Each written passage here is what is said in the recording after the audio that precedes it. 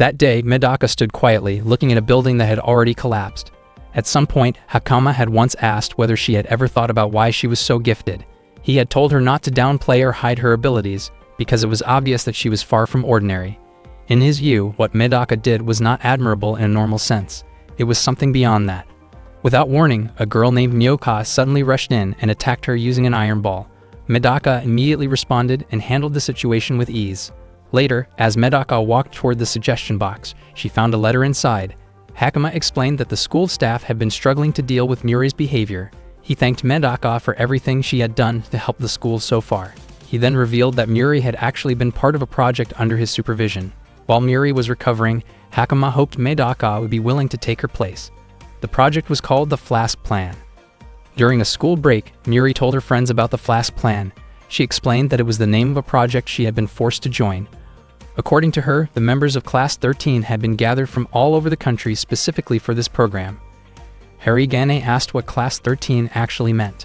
Muri was willing to explain. She said there were 3 types of people in the world: normal, special, and abnormal.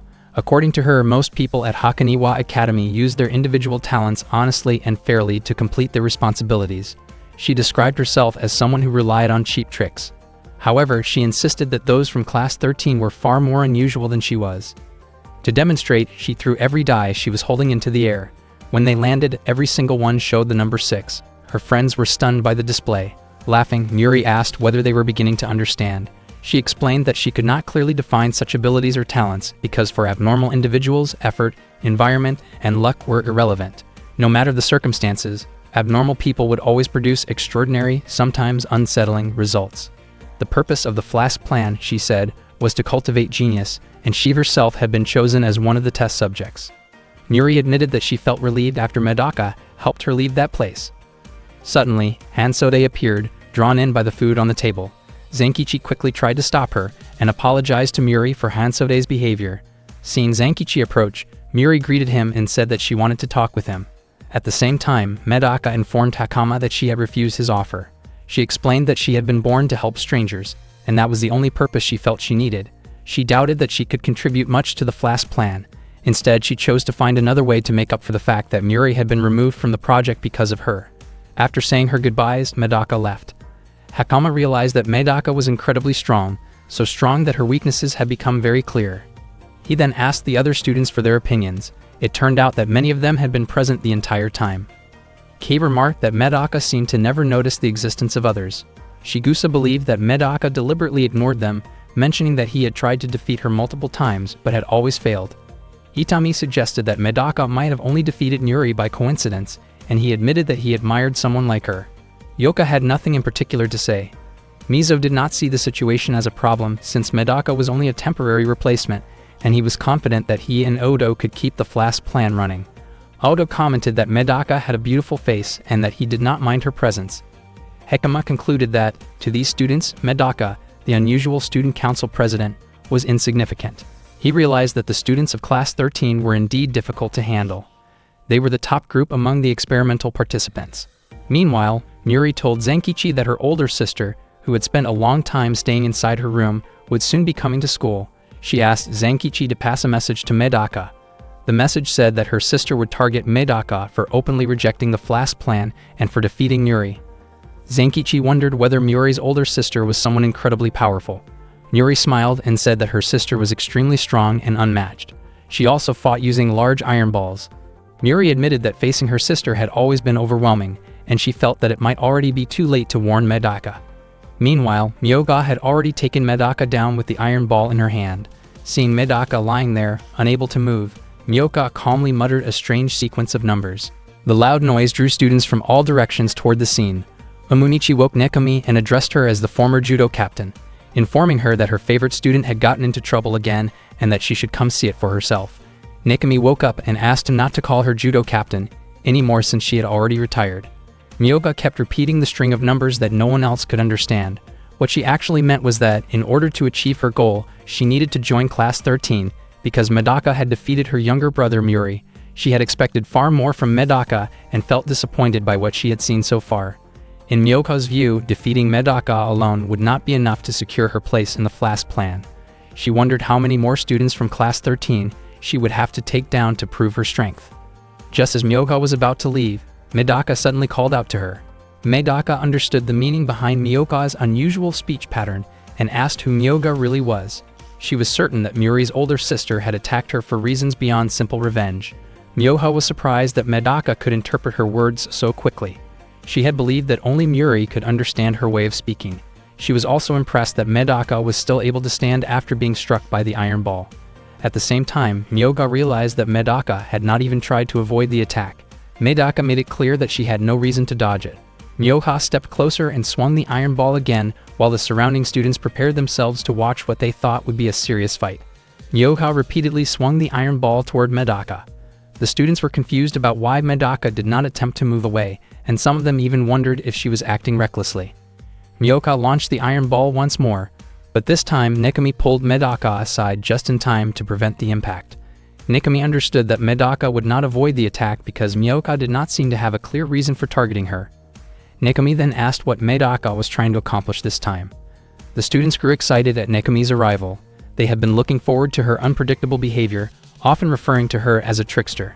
Nekami laughed, noticing how energized everyone became when she showed up. Medaka was surprised to realize how well-known Nekami actually was. Nekami admitted that she was nothing compared to Medaka, whose presence and voice carried overwhelming influence.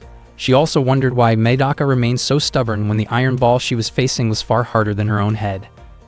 At that moment, Miyoka spoke again in her numeric language, signaling that Nekami should not interfere because this matter concerned people with unusual abilities, not her. Nekami did not understand what Miyoka was saying, but she did not care. She could not accept seeing her close friend being treated so roughly. Nekami prepared herself to confront Miyoka, intending to demonstrate her judo skills. Miyoka recognized Nekami, but doubted that judo techniques would be effective against her. She moved closer to test Nekami's approach. Nekami responded with a strong strike that sent Miyoka flying backward until she hit a wall. The students were shocked to see a former judo fighter use a punch instead of a traditional technique and commented that it seemed unfair. Medaka, however, pointed out that Nekami was not cheating. Omomichi agreed, explaining that while striking might not be allowed in official matches, it could still be considered part of practical self-defense rooted in judo. Nekami laughed and admitted that she had used a clever trick against an opponent who fought straightforwardly, confident that her strike had been powerful enough. Suddenly, Miyoka stood back up and removed the heavy chains wrapped around her arms. She could not overlook what Nekami had just done. Nekami laughed again and wondered if Miyoka would become faster after removing the weighted chains. Her assumption proved correct. Miyoka moved with incredible speed, circling around Nekami and attacking from behind.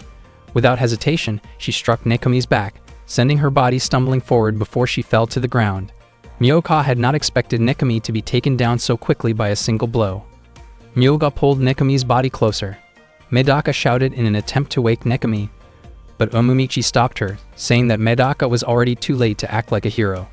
Omomichi told Medaka to simply watch, pointing out that none of the spectators seemed worried about Nekami. For some reason, Nekami was known as a judo trickster, and the crowd seemed to expect something unusual. Unexpectedly, Nekami suddenly woke up and grabbed Miyoka instead. The audience cheered loudly, recognizing what they believed to be Nekami's signature comeback move. Nekami remarked that Miyoka had been careless and should never have allowed a judo fighter to get that close. Miyoka was confused about how the situation had turned around so quickly. Nekami was confident that Miyoka would not be able to escape her grip. With a single arm throw, she slammed Miyoka onto the floor. The spectators grew even more excited, while Medaka still struggled to understand what had just happened. Omomichi explained that Nekami had used a technique that would be considered illegal in an official match because she had held the grip for more than 6 seconds, but since this was not a formal competition, the rule did not apply. Miyoka tried to stand again, unwilling to lose so easily. However, Nekami immediately locked him in a tight hold from behind. Nekami believed that a fight should never be considered finished after only one throw. She admitted that she preferred to restrain her opponents and strike from behind, describing it as part of the thrill she felt in judo. Miyoka grew visibly frustrated and muttered angrily.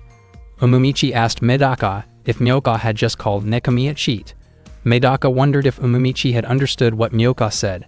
Omomichi brushed it off and explained that anyone who fought Nekami usually said the same thing because she often won through clever tactics. Nekami then performed a backward throw that caused Miyoka to lose consciousness, bringing the match to an immediate end. Medical staff quickly carried Miyoka away, though they were unable to move the iron ball he carried with him. Medaka told Nekami that she now understood why Nekami was labeled a trickster and that her methods seemed risky. Nekami explained that she always stepped in to help friends who were being mistreated. Medaka felt touched when Nekami referred to her as a friend. Nekami also wondered why Medaka had allowed Miyoka to strike her earlier without resisting. Medaka admitted that she did not like violence. Nekami agreed that violence was bad, even very bad, but she believed that refusing to resist at times could lead to even greater harm. In Nekami's view, failing to protect what should be protected was no different from allowing damage to happen. She explained that she never hesitated in a fight, because if she waited until she had already lost her friends or allies, all she could do afterward would be seek revenge. Medaka understood Nekami's point.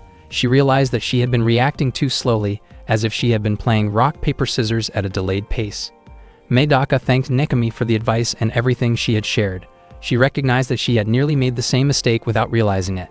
After that, Medaka left the area. Nekami laughed quietly and wondered if she had just awakened a sleeping lion. Meanwhile, Medaka kept thinking about the Flask plan. She suspected that the student council had a responsibility to investigate it. Suddenly, 3 students blocked her path. They were Garaguru, Royal, and Kinri. There were more than 100 students from Class 13 who rarely bothered to attend school, and all of them were aiming for the still open seat in the Class 13 group. This meant that Medaka would likely have many upperclassmen targeting her, leaving her little peace of mind. Medaka acknowledged the situation and prepared herself to move forward. The 3 students advanced together, confident that they could prevent Medaka from getting back up once they attacked her. Unexpectedly, Medaka was able to handle the 3 of them with surprising ease. Earlier, Medaka had told Hakama that she did not believe she was particularly talented. Hakama advised her not to downplay herself, explaining that Medaka was abnormal in the sense that she could perform actions that would be impossible for ordinary people. What Medaka did was not merely impressive, but something beyond normal ability, even among those considered special. For that reason, Hakama placed Medaka in the category of the abnormal. At the same time, Zenkichi asked Hansode about the Flask plan, since Hansode was considered to be related to Hakama. Hansode explained that she was only one of Hakama's grandchildren. She suggested that Zenkichi should focus on Medaka and quickly deliver the message from Muri. Suddenly, Odo intercepted them and demanded to know where Medaka was. As Zenkichi walked with Hansode, they were suddenly stopped by Odo, who demanded to know where Medaka was. Hansode vanished the moment Zenkichi looked away. Zenkichi felt puzzled, noticing how Hansode always seemed to disappear whenever a situation turned tense. Odo fixed Zenkichi with a sharp stare and ordered him to kneel. Zenkichi did not understand why his body moved on its own and dropped to the ground before Odo. At that moment, he could not control his body at all. Odo demanded to know the location of the suggestion box. Zenkichi felt confused and deeply uneasy, unable to grasp what was happening, while wondering what Odo intended to do to Medaka. Suddenly, Mizo appeared and explained that resisting was useless. Odo's first special ability, known as weighted words, made it impossible for anyone to defy his commands. Mizo also described Odo as someone who believed that everyone in the world existed to serve him, and suggested that Zenkichi would be better off simply obeying. Odo had not expected Mizo to be following him and seemed impressed that Mizo had managed to conceal his presence so well. Odo praised Mizo, but also told him not to reveal too much about his abilities. Mizo smiled and said that, as Odo's ears, speaking up was part of his role. He informed Odo that someone nearby was mimicking his movements. It turned out that Medaka had already arrived. She explained that she had been searching for Zenkichi and did not expect to find him in such a serious situation. Medaka stated that she did not mind Zenkichi being friends with anyone other than Hansode, but she did not expect to see him kneeling before Odo. She felt that Zenkichi was not considering her feelings. Odo greeted Medaka, but admitted that he did not appreciate her rude behavior. Zenkichi felt frustrated that he could do nothing, yet he believed that Odo would not be able to command Medaka. Unexpectedly, Medaka also lowered herself before Odo.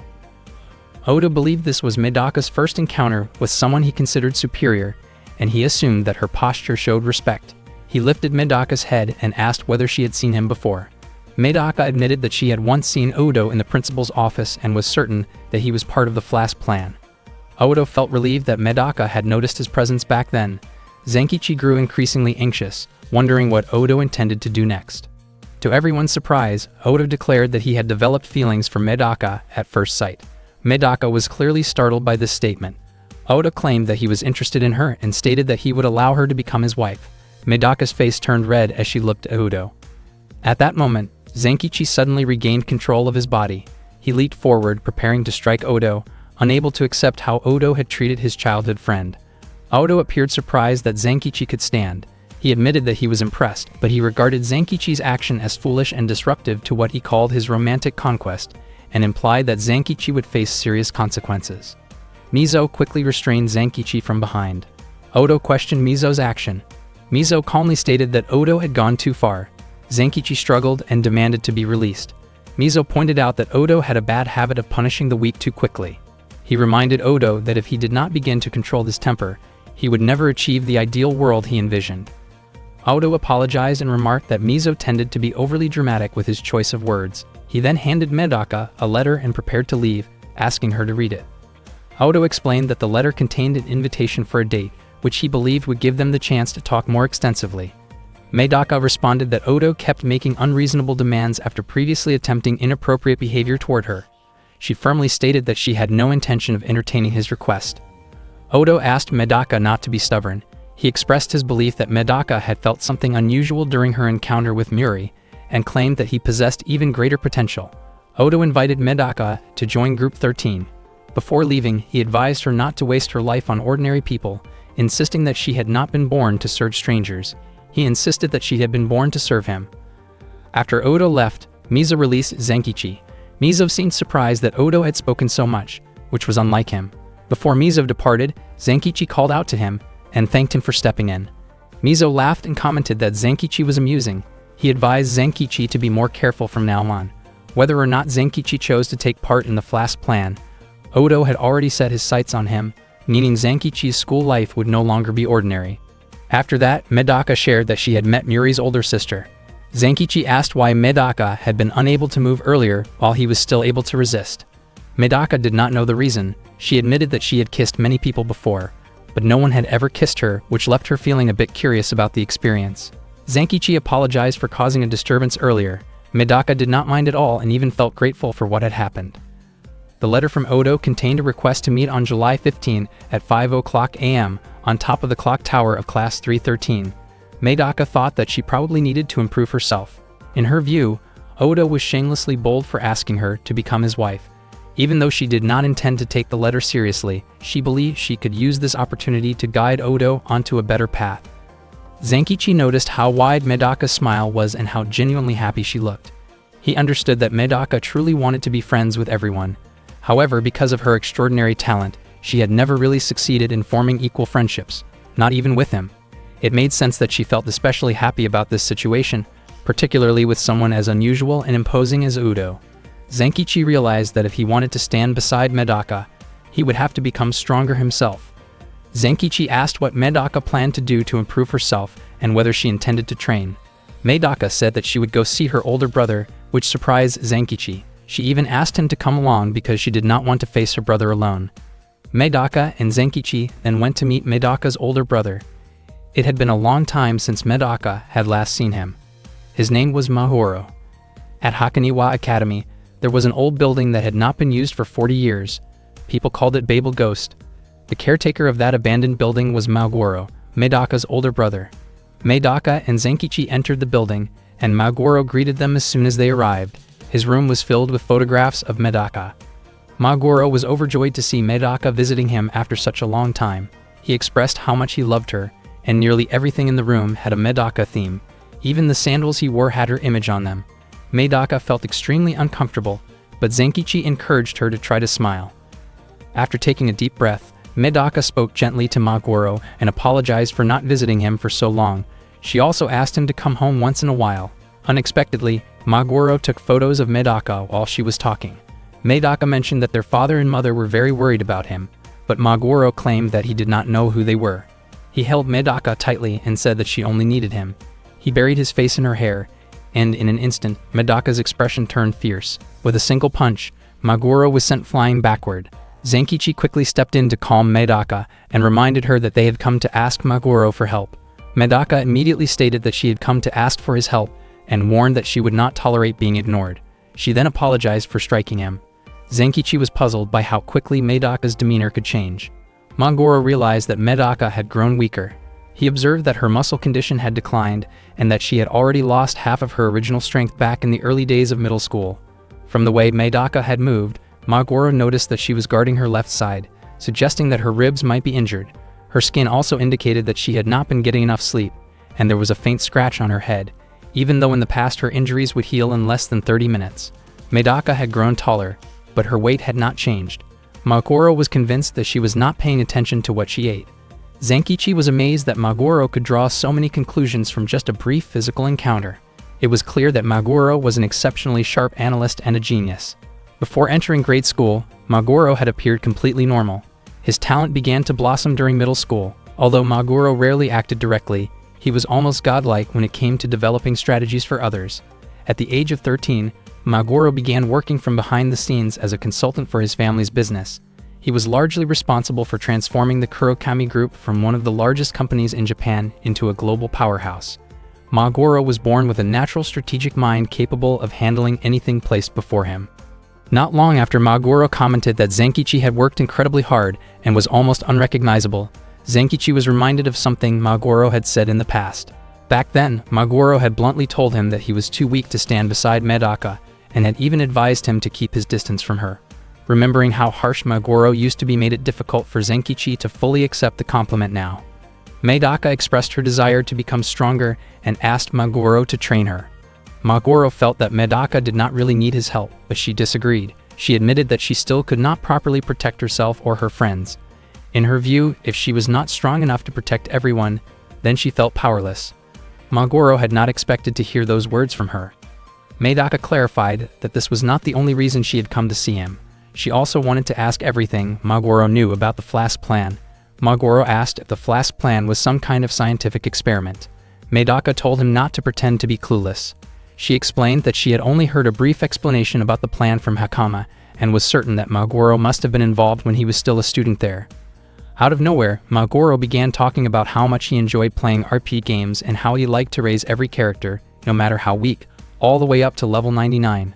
In other words, he compared himself to a level 99 charm, because analysis, consultation, and management were his specialties. As someone with those abilities, he found satisfaction in helping others reach their full potential. He then revealed that the Flask plan was essentially the creation of artificial genius. Maguro had once been a member of Class 13, and his ability had been viewed as that of a coach. However, he chose not to socialize with the others and left shortly after. The price he had to pay to leave the Flask plan was severe, involving the loss of several vital parts of his body and a significant portion of his time and energy. Hearing this, both Medaka and Zenkichi were shocked.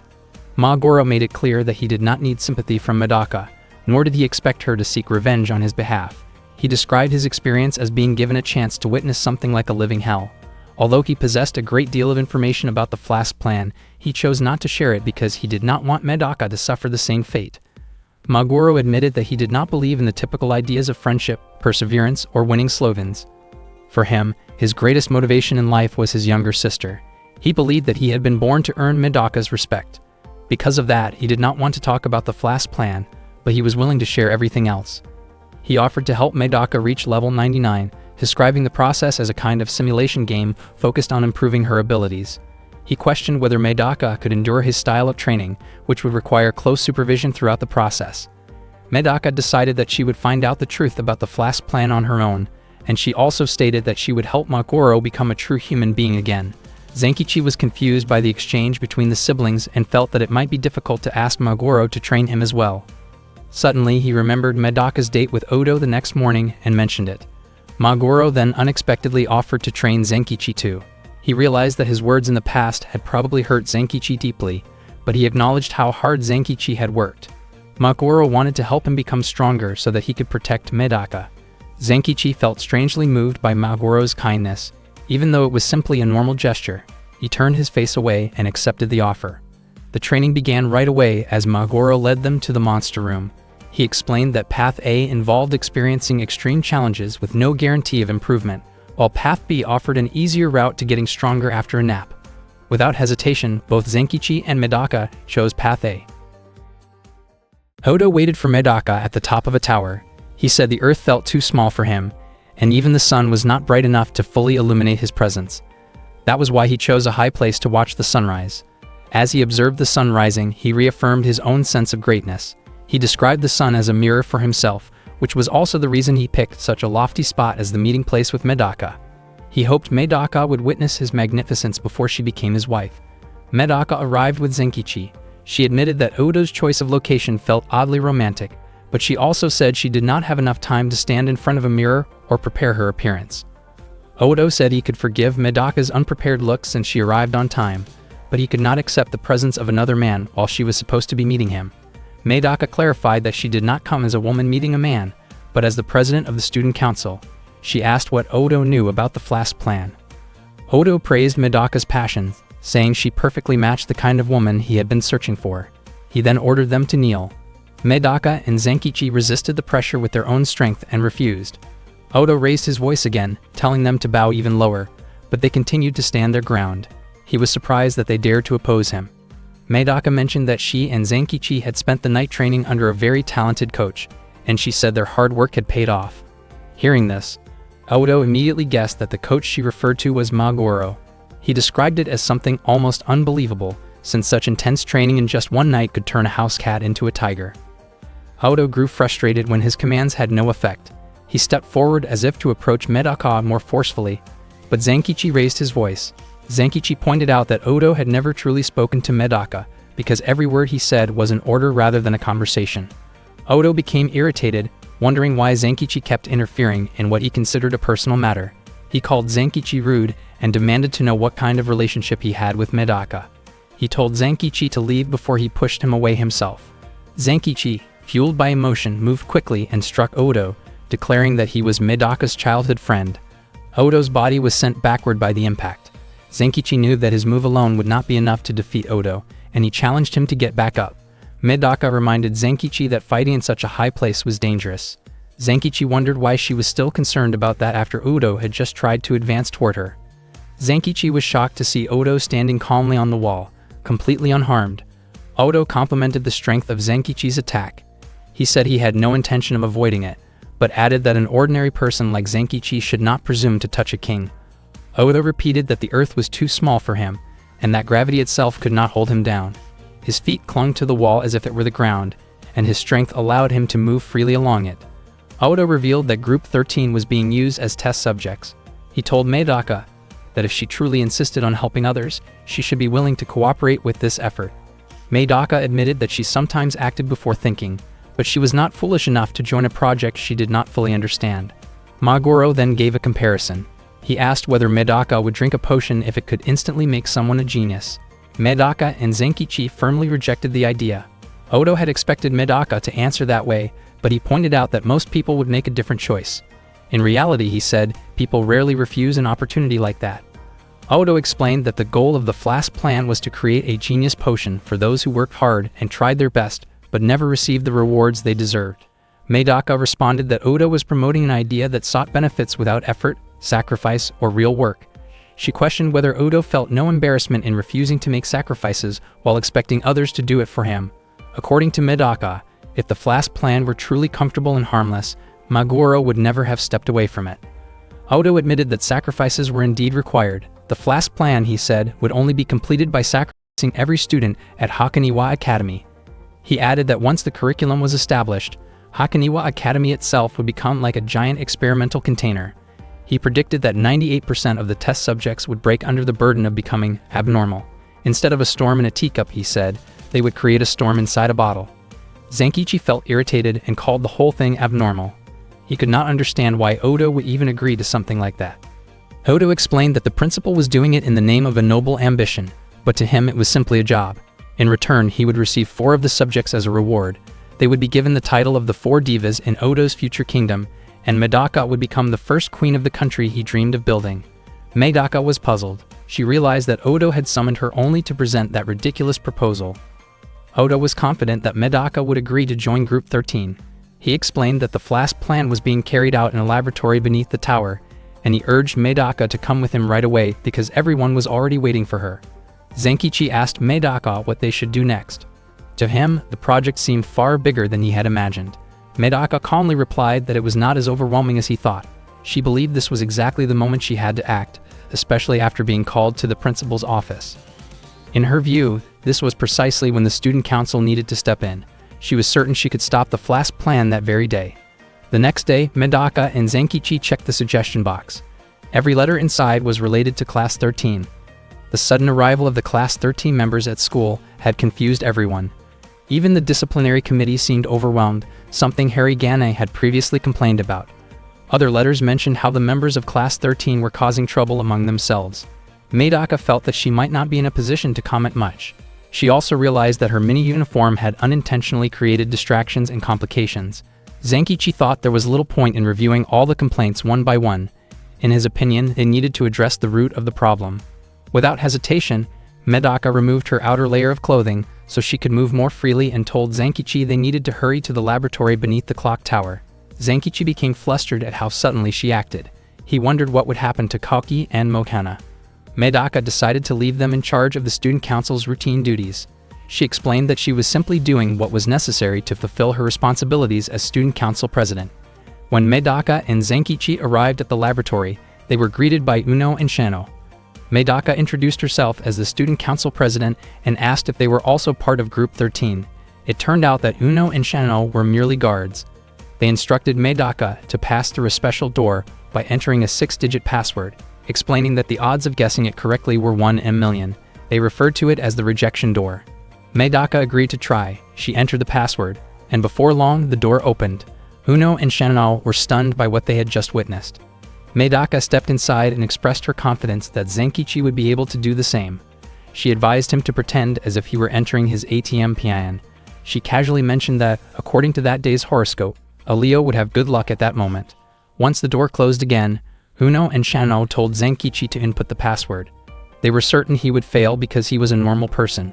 Zenkichi tried to concentrate, but suddenly Koki and Mokana approached him. Koki pointed out that there were millions of possible 5-digit combinations and suggested that Zenkichi might need to try all of them since he was, after all, normal.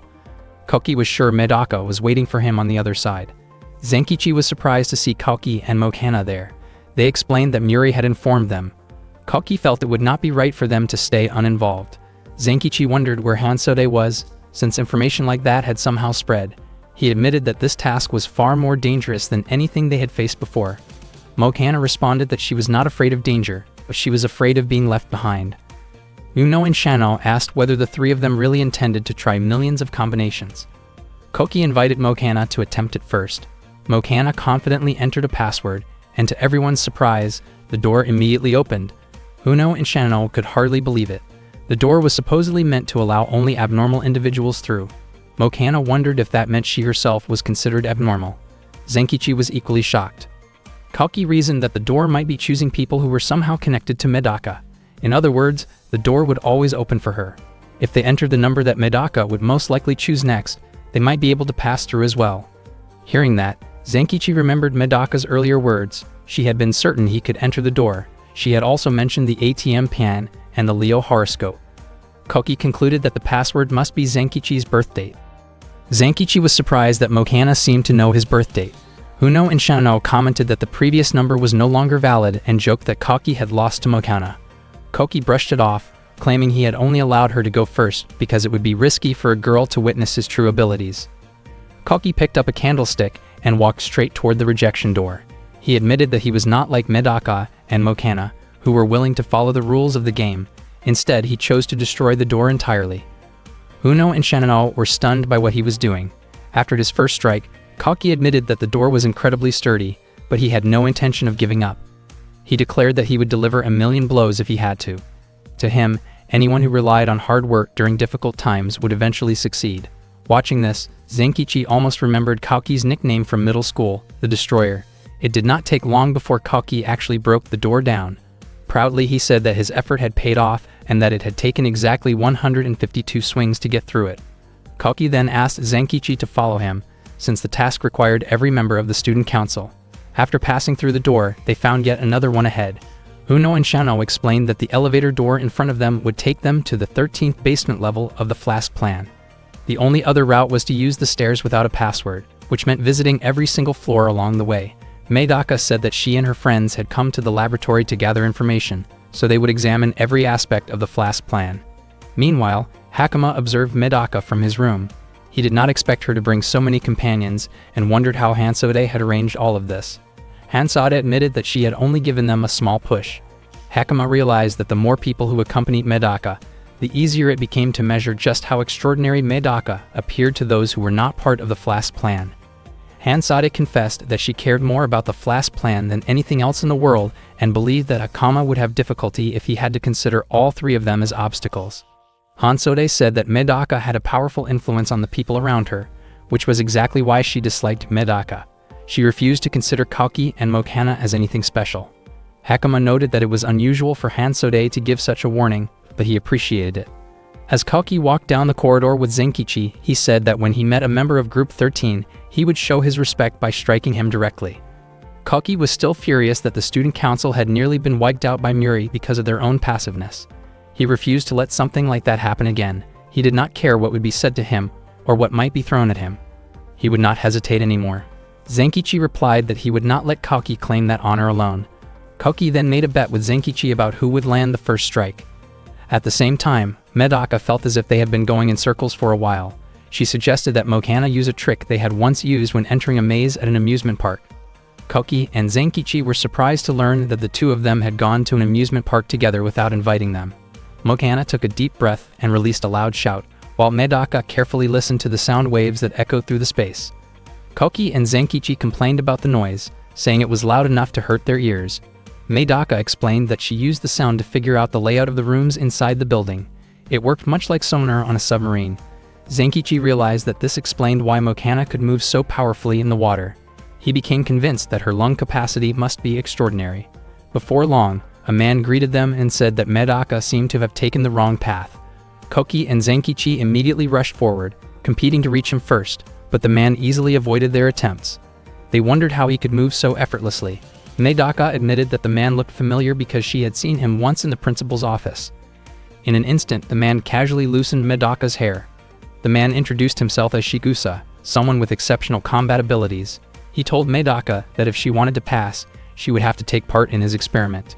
Medaka accepted the challenge, seeing it as a chance to measure how much she had improved. Medaka agreed to take part in the experiment that Shigusa had prepared. She wanted a chance to see how far she had progressed. Shigusa smiled and said that this was exactly what he expected from a perfect student council president.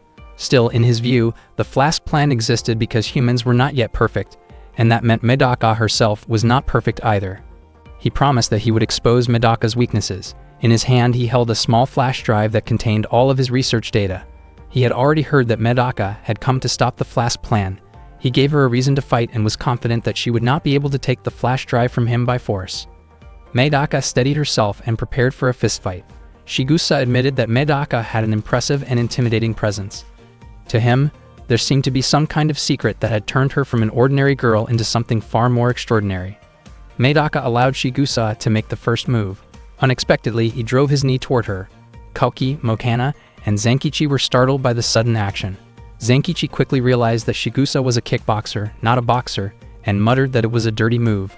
Medaka immediately corrected him, saying that Nekami would probably laugh if she heard that complaint. Shigusa was shocked to see that Medaka blocked the knee strike with her forehead. He followed up with a kick and wondered why Medaka did not try to dodge it. Her body was sent flying backward and she fell hard. Seeing this, Zenkichi, Kalki, and Mokana rushed toward her.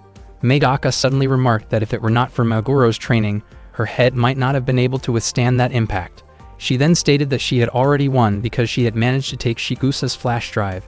Shigusa was stunned to realize that Medaka had chosen not to avoid his kicks so she could grab the flash drive. He finally understood why Muri had failed to defeat her, but he still claimed that he was the strongest member of Group 13. He suggested that Medaka should simply give up. Medaka seemed confused by what Shigusa was saying because she had actually been about to tell him that she had been very lucky that day.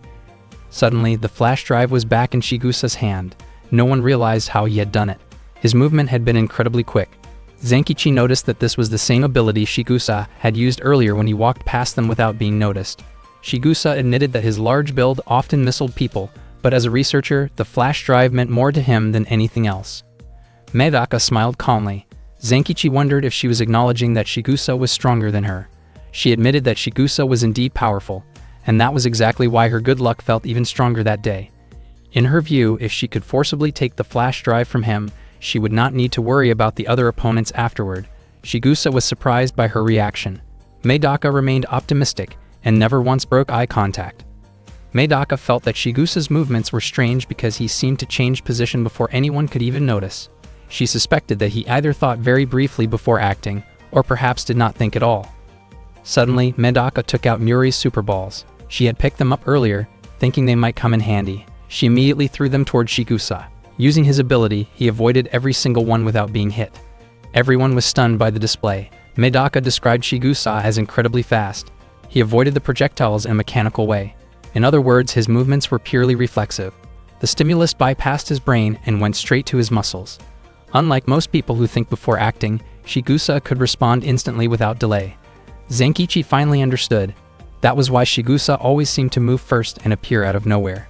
Medaka said she had never heard of anyone with reflexes sharp enough to immediately counterattack and grab objects at the same time. Chigusa admitted that he was born abnormal, with reflexes far beyond normal human limits. He compared himself to a fighter jet on autopilot. He also explained that while his body fought automatically, his brain was close to uncovering the secret behind Medaka's near perfection. Zenkichi suggested that Medaka use her cloning technique to overwhelm Chigusa's reflexes. Chigusa asked whether she was serious about using clones. Medaka immediately activated the technique, creating multiple images of herself as she advanced toward him. Zenkichi felt certain that this would finally overcome Chigusa's reflex ability. However, the unexpected happened. Chigusa managed to grab Medaka's arm. He explained that what he relied on was not conscious reaction, but pure reflex. He did not need to know which one was the real Medaka until the final moment. With that, he forcefully bent her arm, leaving her unable to use it. Zenkichi, Mokana, and Koki rushed forward to help her, but Medaka stopped them. She insisted that this was a one-on-one fight and did not want any interference. Zenkichi could not understand why she was still being so stubborn. Chigusa confidently claimed that he could handle 3 opponents at once on autopilot. To his surprise, the flash drive was already in Medaka's hand. Medaka calmly stated that a broken arm was a small price to pay to stop Flask's plan. She then placed the flash drive against her chest and asked whether Chigusa had already figured out her secret. Chigusa realized that Medaka had taken the flash drive at the exact moment her arm was broken. In his view, Medaka seemed to have no natural reflexes at all. While he was twisting and snapping her arm, she had been completely focused on grabbing the flash drive instead. That was something no normal human would do. Chigusa concluded that Medaka had no reflexes because she manually controlled every part of her body. Mokana suddenly understood why Medaka had not tried to dodge any of the attacks. According to Chigusa, if Medaka manually controlled her muscles, she could draw out her true potential. She could program her body to do anything she wanted. In his eyes, Medaka truly was a monster. Zenkichi realized that this information about Medaka having no reflexes had never been hidden. He began to think that Medaka might have come to the academy as a test subject for the Flask plan. Chigusa suddenly laughed and pointed out that their fight was a contest of extraordinary reflexes, yet Medaka did not have any. Medaka admitted that she had no real reason to fight Chigusa. Then it became clear that the earlier flash drive was not the real one. Chigusa's research data would never fit on a 16 GB device. He pulled out the actual flash drive containing his research. Koki recognized the situation as just as dangerous as when they fought Muri. The opponent's abilities always seemed to be the complete opposite of Medaka's. Zenkichi remembered that Muri despised humanity, Odo was consumed by ego, and Chigusa relied entirely on autopilot reflexes. The members of Group 13 were all completely opposite to Medaka. It almost felt as if Medaka had been gathered to fill in the parts of herself that were missing. Medaka admitted that she could not afford to sacrifice another arm. She said she would participate in Chigusa's experiment just a little longer. She believed that, for now, Chigusa's reflexes might be incredibly fast, but that did not necessarily mean they were optimal. When Zenkichi saw Medaka take off her shoes, he warned everyone to back away immediately. He was sure they were within a dangerous range. Chigusa wondered what Zenkichi was so worried about. He questioned whether Medaka was about to create clones or something similar, but he was confident that such a tactic would not work. Medaka denied that idea. She said she would not duplicate herself again. Instead, she said she would disappear.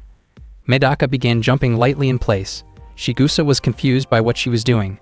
As she landed, he felt as if he were watching fireworks burst before his eyes. Medaka's voice seemed to slow down. Zenkichi recognized the technique and called it Kurokami Phantom. In an instant, Medaka struck Chigusa with tremendous force, causing the entire room to shake. Chigusa neither heard nor saw anything. All he felt was Medaka vanishing, followed by his body being sent flying. There was no sound for his reflexes to react to. Shigusa began to wonder whether Medaka had moved faster than sound or even light.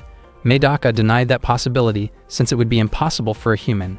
She explained that she had simply been jumping in a steady rhythm and waited for the exact moment Shigusa blinked before moving at full speed.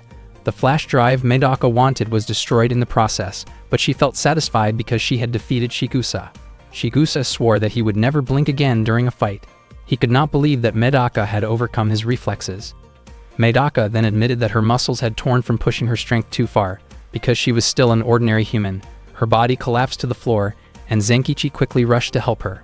He could not understand why she had used such a self-destructive technique. He realized that Medaka had ignored the pain and forced her body beyond its limits to suppress her lack of reflexes. She had clearly misused her own body and should never have crossed that line. At that moment, Shigusa finally understood. Medaka had manually overridden the autopilot functions that normally could not be ignored, all to maximize her speed. He thought that studying Medaka's body would be the only way to replace the data that had just been lost. Medaka stood back up and suggested that they should call the match a draw since both of them were already injured. She even said she no longer had a reason to keep fighting because the research data had been destroyed. Earlier, Medaka had thought that Shigusa might not even be able to stand again. She started to walk away, but Shigusa stopped her. Shigusa told Medaka that she still had a reason to fight, and that reason was Medaka herself.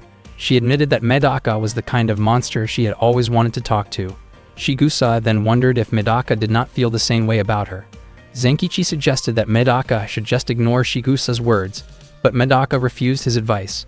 With a cheerful expression, Medaka admitted that she really wanted to talk to Shigusa using her fists. Zenkichi could do nothing but support her decision.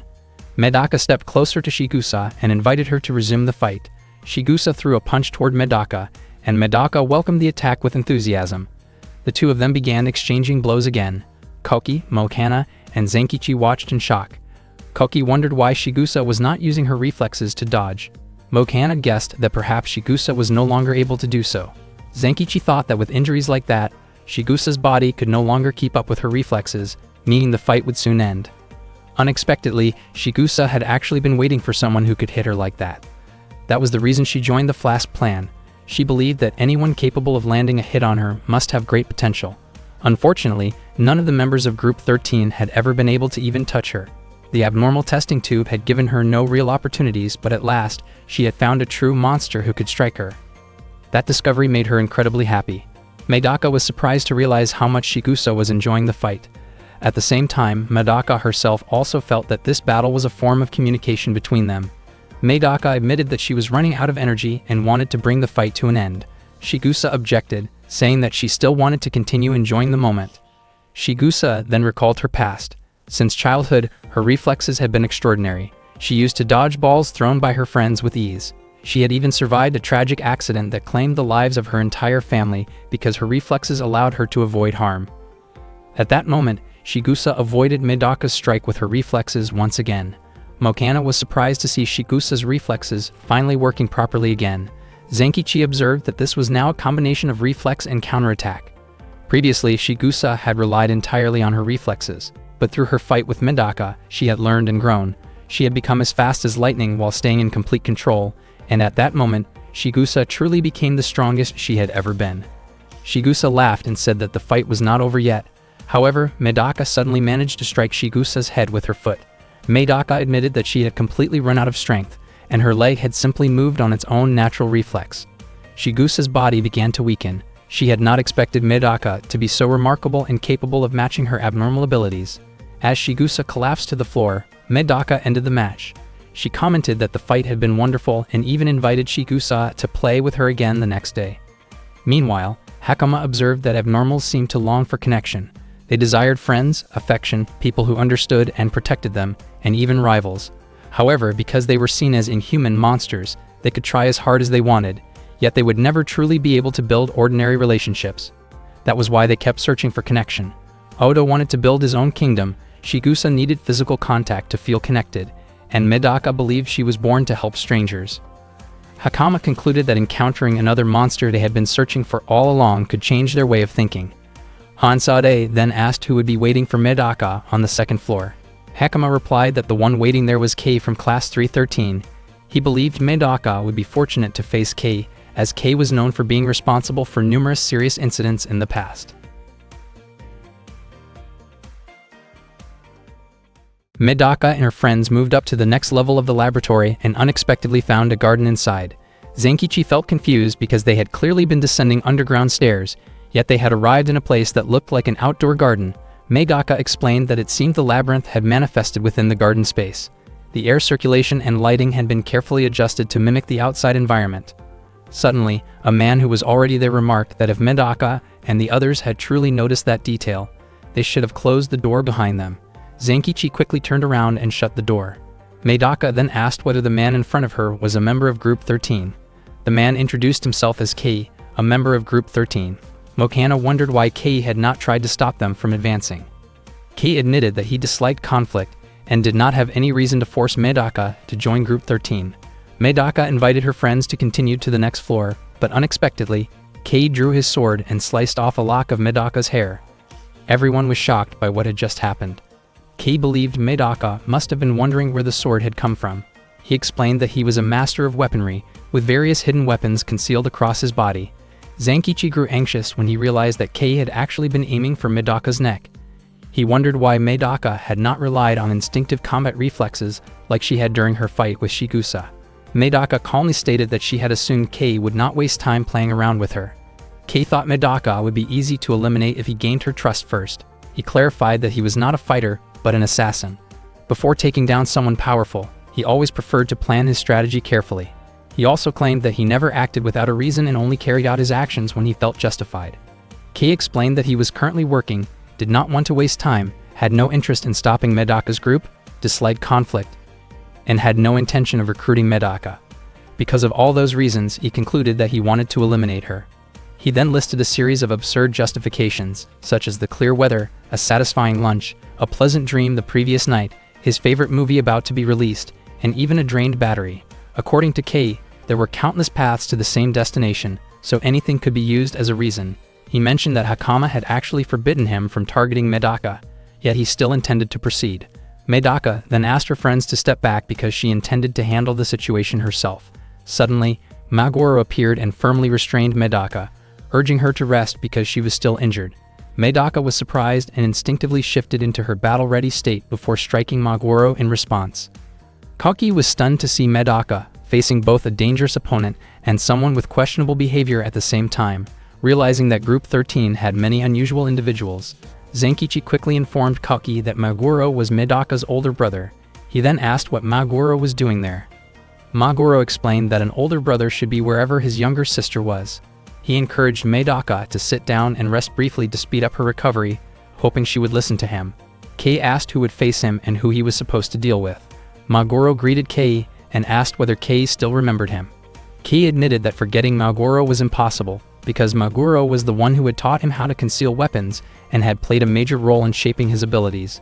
Maguro stated that Kei was free to use the skills he had given him however he wished. He also admitted that he had always been fascinated by the limits of human capability, and Kei represented one of those extremes. Maguro then asked Zenkichi to face Kei. Zenkichi agreed, but Medaka still insisted on handling Kei alone. Maguro encouraged Medaka to rely on Zenkichi, explaining that men often felt motivated when they had the chance to act bravely in front of others. He reminded Medaka to trust Zenkichi, who had stood by her side for 13 years. Zenkichi prepared himself and took a firm stance to face Kei. Kei believed that Zenkichi must be a good person because he was willing to stand up for a girl. He even thought that he and Zenkichi could have been friends, which was precisely why he wanted to confront him. Zenkichi remained confident that he would survive, no matter how dangerous Kei's attack might be. Zenkichi found himself remembering the past again, even though there was someone he would rather forget. That person was Misogi. He avoided thinking about him because Misogi always brought a sense of heavy negativity. 3 years had passed, and Zenkichi was no longer sure how he truly felt about Misogi. Back then, Medaka had refused to back down. In the end, she had been forced into a physical confrontation and managed to come out on top. But the toll on her was far greater than on her opponent. Before Kei could say anything, Zenkichi made it clear that he had no interest in going through that place, and that all he had left was his sense of dignity. Seeing that Zenkichi was unarmed, Kei handed him a sword. Zenkichi appreciated the gesture, but he explained that he was a gentle and passive person who did not like handling weapons or hurting others. From a distance, Maguro and Medaka watched the situation unfold. Maguro commented that Zenkichi seemed just as stubborn as Medaka. Medaka disagreed, believing that Zenkichi was actually more stubborn than she was. Mokana felt deeply worried about whether Zenkichi would be alright. Kei's actions were clearly beyond what most people would consider reasonable. Despite his calm expression, Kei was someone with very unusual tendencies.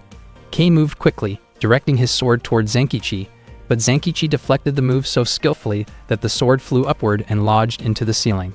Kei produced several more weapons, yet Zenkichi handled each situation the same way, causing the weapons to end up stuck overhead. Seeing this, Maguro laughed and described Zenkichi's style as refined and controlled. For Zenkichi, the key was to neutralize every incoming attack as quickly as possible. Medaka wondered why Maguro seemed to be taking Zenkichi's side, as that was unlike him. Maguro explained that if Kei managed to defeat Zenkichi, then Zenkichi would not be worthy of protecting Medaka. To Maguro, this confrontation served as a final test for Zenkichi.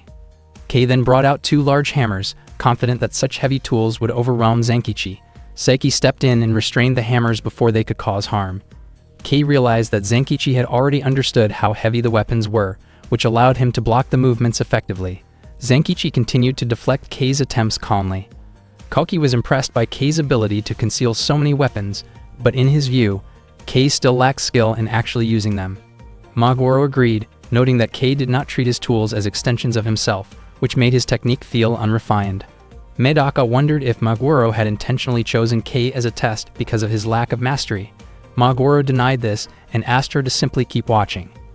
Kei switched to a spiked club, convinced that Zenkichi would no longer be able to defend himself. Zenkichi appeared tense and even considered borrowing one of Kei's swords, but Kei refused. Kei swung the weapon toward him, and Zenkichi stopped it with both hands, doing everything he could just to endure the pressure. He then pushed Kei back, causing him to lose his balance. Koki and Mokana felt relieved seeing Zenkichi holding his ground, but Maguro observed that Zenkichi still looked worn out, even though he could have ended the confrontation earlier. Realizing that the previous tools had not worked, Kei produced a handgun. Without hesitation, Zenkichi moved swiftly, redirecting Kei's hand and disabling the weapon in moments. Kei began to notice that Zenkichi did not react to weapons with panic. Zenkichi relied mostly on his legs, striking and creating distance whenever Kei brought out something new. Kei concluded that Zenkichi's effectiveness did not come from fearlessness, but from the fact that he understood fear well enough to handle the situation calmly. Maguro commented that this style suited Zenkichi perfectly because it was practical and relied on simple martial discipline that only required steady training. Koki remarked that in a way, Zenkichi seemed to defy common sense by standing so firmly against an opponent with so many dangerous tools, making him appear unusual as well. Maguro disagreed. In his view, Zenkichi was completely normal, and that normality was exactly what made him remarkable. Zenkichi felt fear, frustration, love, and determination like any ordinary person. He wanted to protect someone in a very human way, and that was what made him admirable. Someone who often felt powerless yet continued to try with persistence, like Zenkichi, had a quiet kind of beauty. Medaka reflected on how Zenkichi had often complained about the trouble she brought into his life, yet he had never left her side for the past 13 years. He stayed with her despite constantly feeling overwhelmed. Long ago, Zenkichi had been an ordinary, helpless boy who needed Medaka to protect him. That was one of the reasons Medaka loved Zenkichi so deeply. Hearing that confession of love, Koki was stunned, and Mokana could barely contain her excitement. At the same time, Kei hurled a grenade toward Zenkichi. Zenkichi reacted instantly, kicking it away so it exploded behind Kei. He told Kei to stop and wondered if he was trying to start a war. Kei then pulled out his final weapon, a rocket launcher. He declared that he wanted to wipe out Zenkichi and everyone else. Seeing this, Zenkichi rushed forward and destroyed the weapon before it could be used. Kei was confused about how Zenkichi managed to avoid triggering the mechanism and the explosive charge. He became increasingly curious about the kind of training Zenkichi had undergone to protect the girl. Mokana looked relieved when Kei finally ran out of weapons. Maguro, on the other hand, commented that Kei had just shed his burden, meaning he would no longer be slowed down. In a flash, Kei moved behind Zenkichi and attempted to take him down, but Zenkichi quickly spun around and kicked him away with force. Watching Kei's defeat, Mokana wondered if it was already time to celebrate Zenkichi's victory. Maguro described it as a normal victory, achieved by an ordinary person. Zenkichi felt a moment of relief as he adjusted his torn uniform. Suddenly, several weapons lodged into his back. Kei had taken advantage of that brief moment of distraction to strike. Zenkichi's body weakened, and he fell to the ground. Seeing him lying there, Medaka broke into tears. Kei wondered if Medaka always cried like that whenever someone died. That reaction made him feel jealous and stirred hostile thoughts toward her. Kalki grew furious and wanted to rush at Kei, but Maguro stopped him, saying that he needed to handle this himself because he felt responsible. Kei asked whether Maguro felt responsible for sending a normal person to face him or for developing the Flash plan back then. Kei believed that if Maguro had not proposed that reckless idea to the principal a year ago, Zankichi might not have ended up in this situation. Suddenly, Zankichi stood back up and scolded Kei for making Medaka cry. Medaka immediately wiped her tears and called out Zankichi's name. Zankichi, now clearly angry, prepared to confront Kei again. Kei remarked that Zankichi was fortunate to still be alive and should not waste that chance. Zankichi found Kei's words strange, as if Kei did not truly want to eliminate him. Kei readied all of his weapons again. Zankichi asked Medaka to give him words of encouragement. As soon as she did, Zankichi stomped his foot hard against the ground. Kei was confident that Zankichi still could not defeat him. However, the powerful stomp shook the area enough to knock loose the weapons that had been lodged in the ceiling earlier, sending them crashing down and disabling Kei's equipment. Zankichi had not expected that the extra effort he put in earlier to plant those weapons would turn out to be useful. Kei was surprised that Zankichi had thought so far ahead. Maguro admitted that Zankichi had truly worked hard. After everything settled, Kalki suggested taking Kei to the police, but Zankichi refused. He explained that Kei was not a killer, but someone who had mastered the art of combat, and yet had chosen not to take his life. Kei admitted that he often felt the strong urge to harm others when he saw them, and because people could be fatally hurt in such situations, he used to label himself as a killer. He intentionally displayed his dangerous weapons so that people would run away from him. In reality, he had never harmed anyone, and that had made his life a lonely one. Kei wanted to have fun and interact with others, but he had never had friends to spend time with. That was why he wanted to join the Flash plan, even though Zankichi had taken a huge risk in trusting him. Zankichi said that he believed in Kei's unusual nature. Kei admitted that no one had ever trusted him before. He then asked Zankichi to be his friend. Zankichi found it odd that Kei would ask that after everything they had just gone through, since they had already fought so hard to survive together. Still, Zankichi accepted and shook Kei's hand. Mokana noticed that the moment looked similar to when she had first joined Medaka. That part of Zankichi's personality was what allowed him to stay by Medaka's side. Meanwhile, Hakama and Hansode were still observing them from their room.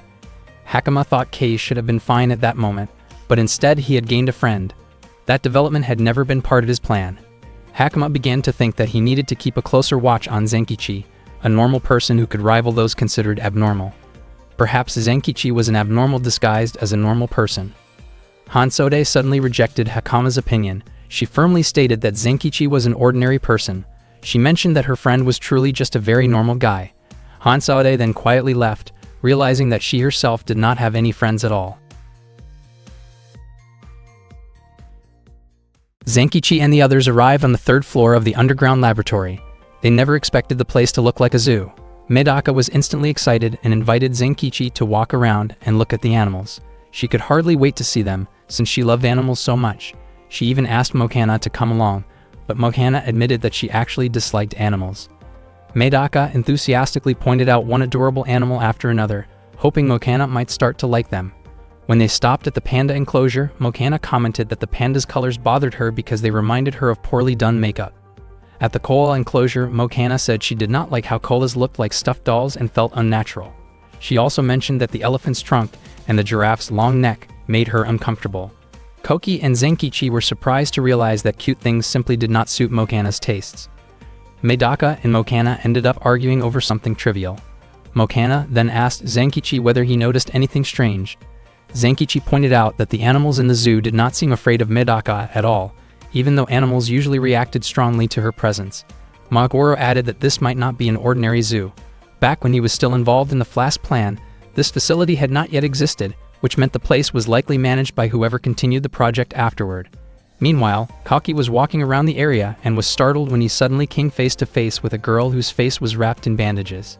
Her name was Yoka. She invited Kalki to talk with her. Kalki already knew Yoka from before. She had once been in the same class as him, but had later been transferred to Class 13.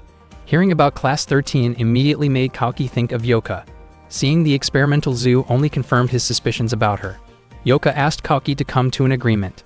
She requested that Kalki and his friends leave the lab because they were interfering with ongoing research. She also advised them not to spend their lives clashing with others. Koki remarked that Yoka still seemed the same as she had been the previous year. He firmly stated that he and the student council members would continue to face challenges head-on. At that moment, a girl named Itami appeared behind Koki. Koki had been known as a troublemaker since middle school. Everyone knew he ignored rules, damaged property, and intimidated people without hesitation. He was considered beyond the reach of both teachers and authorities. Koki destroyed anything that stood in his way. Back in middle school, the student council president at the time, Misogi, once ordered Koki to target Medaka. Misogi disliked the attention Medaka received as a new student at their school. Koki followed the order and went to Medaka's classroom, confronting her directly. The students panicked when Medaka was left lying on the floor after the incident. After carrying out that order, Koki became widely known as a destroyer. The next day, Koki was shocked to see Medaka return to school as if nothing had happened. He rarely failed when he set out to break someone's spirit. Koki confronted her again, convinced he would finally succeed. Yet Medaka continued to show up at school on time every single day. No matter how many times Koki tried to bring her down, Medaka returned without hesitation. She seemed completely unfazed by his actions.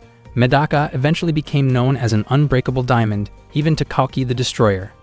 As a result, the students stopped fearing Koki since he could not break a single girl.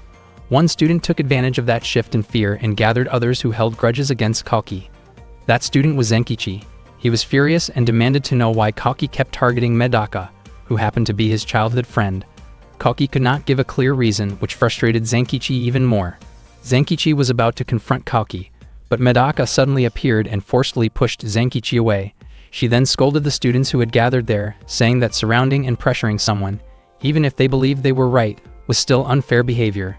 Medaka believed that Koki once had a gentle heart and compassion for the weak, but after spending his childhood in fear, he had drifted toward a destructive path. She declared that she was willing to endure Koki's destructive impulses until he could rediscover his sense of humanity. However, Medaka was mistaken. Koki's motives were not that simple. He never believed he had made the wrong choices, and there was no particular conviction that pushed him to act the way he did. Koki simply followed the flow of his life and did what he thought he was meant to do. He destroyed things when ordered to because, to him, that was simply his way of living. Misogi, as the former student council president, could not be blamed either, since Koki had willingly chosen that path himself. In the end, Koki chose to kneel before Medaka and asked her to give his life a new purpose. This change of heart caused tension between the new students, Medaka, and Misogi, the former student council president. Itami suddenly appeared and tried to restrain Koki from behind, but Koki reacted quickly and blocked the attempt. Yoka did not expect Koki to be that capable. She then shut the doors around the room, sealing the three of them inside. Yoka calmly introduced herself again, explaining that she was known by the codename Black and White and that she was responsible for supervising the Flask plan. After that, Itami introduced herself to Koki, saying that she was known by the codename Best Pain.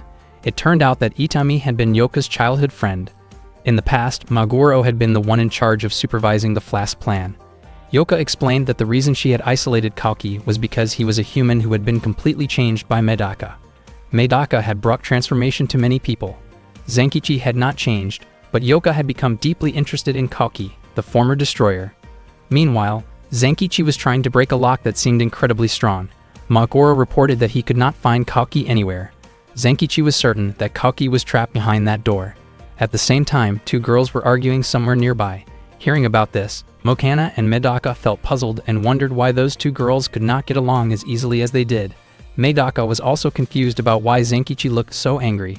She was convinced that Koki had been set up. Even if Koki was no longer called the Destroyer, he was still the best. Back in the sealed room, Itami dropped down from the ceiling toward Koki. Koki quickly dodged, but Itami continued her relentless attacks. She was able to strike from both above and below. Itami kept kicking at Koki while he focused only on defending himself without striking back. Koki realized that Itami's abnormal ability might be even greater than Medaka's. Yoka commented that while Shigusa was known as the strongest member of the group of 13, Itami was just as formidable.